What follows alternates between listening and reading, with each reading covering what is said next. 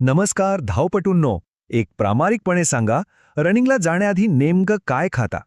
काहीच नाही. उपाशीपोटी की फक्त एक कप चहा किंवा चहा बिस्किट?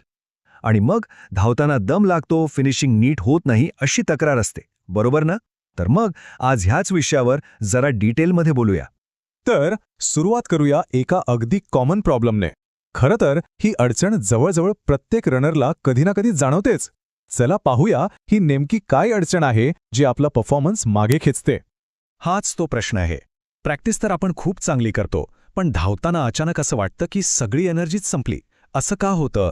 यामागचं कारण काय? चला, आजच्या या विश्लेषणात आपण याच प्रश्नाचं उत्तर शोधणार आहोत. हे संवाद खूप ओळखीचे वाटतात नाही का? सर, धावता धावता मध्येच दम लागतो किंवा शेवटी फिनिशिंग स्ट्रॉंग होतच नाही. यावरून एक गोष्ट अगदी स्पष्ट होते की रनिंगमध्ये फक्त ट्रेनिंग नाही, तर योग्य इंधन म्हणजे आपलं खाणं पिणं हे सुद्धा तितकंच किंबहुना जास्तच महत्वाचं आहे. आता येऊया एका मोठ्या गैरसमजाकडे. बरेच जण रिकाम्या पोटी धावतात, ज्याला आपण फास्टेड रनिंग म्हणतो. पण हे करणं खरंच फायद्याचं आहे का, की यामुळे आपलं नकळतपणे नुकसान होतंय? चला, यामागचं खरं सत्य काय आहे ते जाणून घेऊया. आता बघा, फास्टेड रनिंग म्हणजे रिकाम्या पोटी धावणं नेहमीच वाईट असतं असं नाहीये. जर तुम्ही फक्त 20-25 मिनिटांचा हलका जॉग किंवा रिकव्हरी रन करत असाल तर ते ठीक आहे.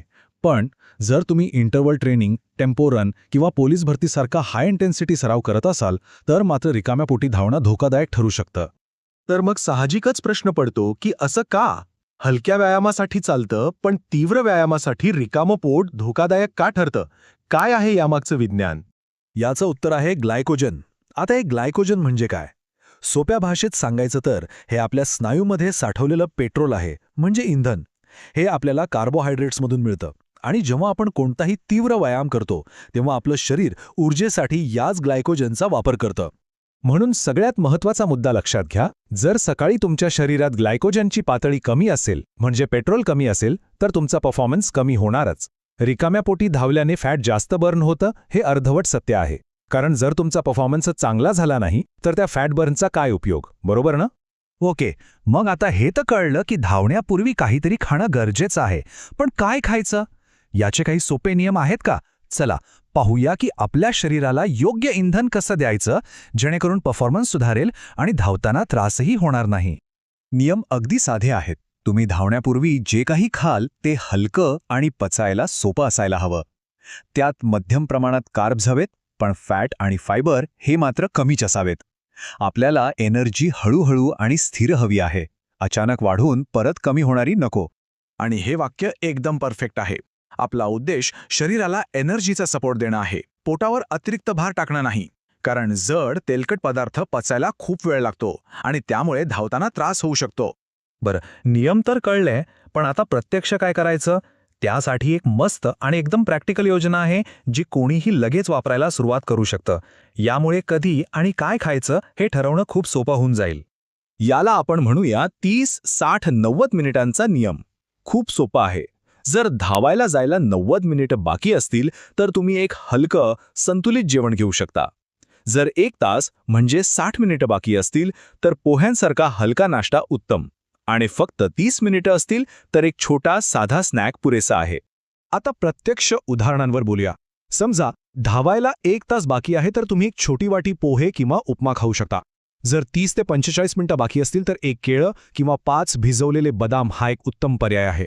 हे पदार्थ तुम्हाला ऊर्जा देतील पण पोटाला अजिबात जड वाटणार नाहीत.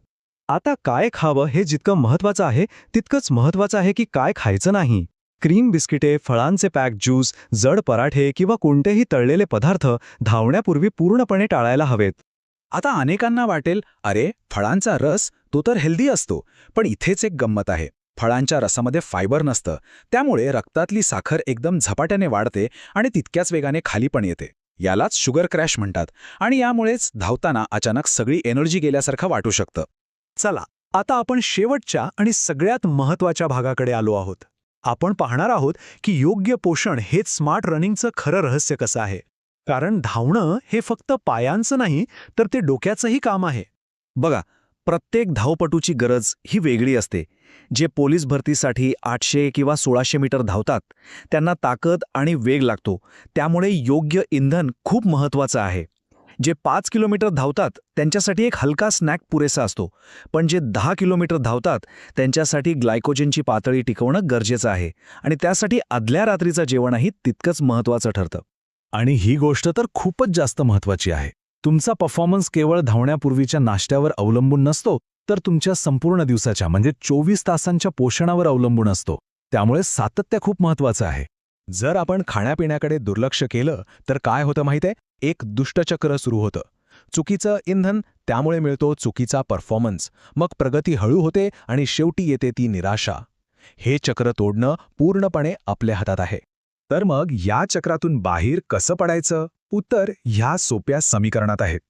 एक स्ट्रॉंग परफॉर्मन्स म्हणजे फक्त हार्ड ट्रेनिंग नाही, तर ट्रेनिंग, पुरेशी रिकव्हरी आणि योग्य न्यूट्रिशन म्हणजेच पोषण, या तिन्हींची अचूक बेरीज आहे. म्हणून आजपासून एक गोष्ट नक्की करा. धावण्यापूर्वीच्या जेवणाकडे कधीही दुर्लक्ष करू नका, त्याचं योग्य नियोजन करा. कारण आपल्याला फक्त धावायचं नाहीये, तर आपल्याला स्मार्ट, सुरक्षित आणि मजबूत धावायचं आहे.